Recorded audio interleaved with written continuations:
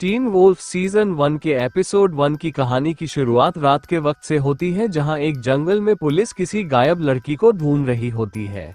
इसी बीच high school का एक स्टूडेंट स्कॉट मैकॉल और उसका सबसे अच्छा दोस्त स्टाइल्स भी उसके साथ जंगल में जाकर मामले की जांच करने की कोशिश करते हैं।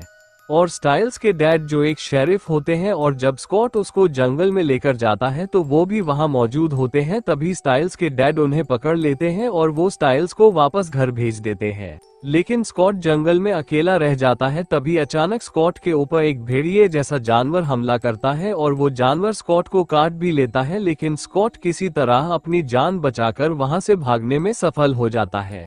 फिर अगले दिन स्कूल में स्कॉट को महसूस होता है कि उसके शरीर में कुछ अजीब बदलाव हो रहे हैं और उसकी सुनने की शक्ति भी बढ़ गई है और उसकी ताकत और सहन शक्ति पहले से ज्यादा हो गई है। फिर स्कूल में स्कॉट की मुलाकात एलिसन नाम की नई लड़की से होती है और एलिसन भी खूबसूरत और रहस्यमयी होती है, तो स्कॉट तुरंत उससे प्रभावित हो जाता है और उसे स्कूल की पार्टी में आने का इनविटेशन देता है। फिर अगले दिन फुटबॉल टीम में स्कॉट को सेलेक्ट किया जाता है, जो कि पहले स्कूल की लैक्रोस टीम में एक साधारण खिलाड़ी था, जहां वो अपनी नई शक्तियों का इस्तेमाल करके बहुत अच्छा खेलता है।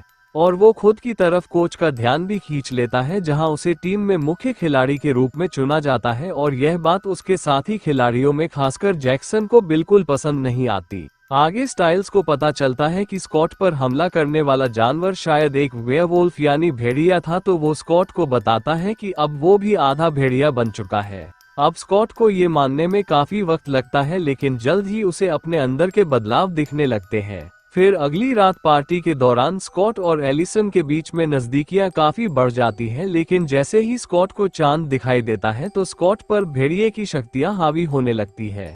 जहां वो खुद को शांत रखने की काफी कोशिश करता है, लेकिन उसकी ताकत और गुस्सा उसके काबू से बाहर हो जाते हैं और वो वहां से भाग जाता है ताकि वो किसी को नुकसान न पहुंचा सके। फिर अगले दिन जंगल में स्कॉट की मुलाकात एक रहस्यमय इंसान ड्रेकन हेल से होती है, जहां ड्रेकन उसे बताता है कि अब वो भी एक वेयरवुल्फ है और उसने ही स्कॉट को काटा था।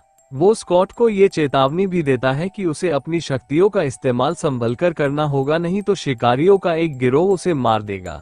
आगे एपिसोड के अंत में स्कॉट को एहसास होता है कि अब उसकी जिंदगी पूरी तरह बदल चुकी है और उसे अपनी नई शक्तियों के साथ जीना सीखना होगा, लेकिन साथ ही उसे अपने गुस्से और भेड़िए की शक्तियों को भी काबू में रखना होगा। और दोस्तों, इसी के साथ ही सीजन 1 का पहला एपिसोड यहीं पर खत्म हो जाता है।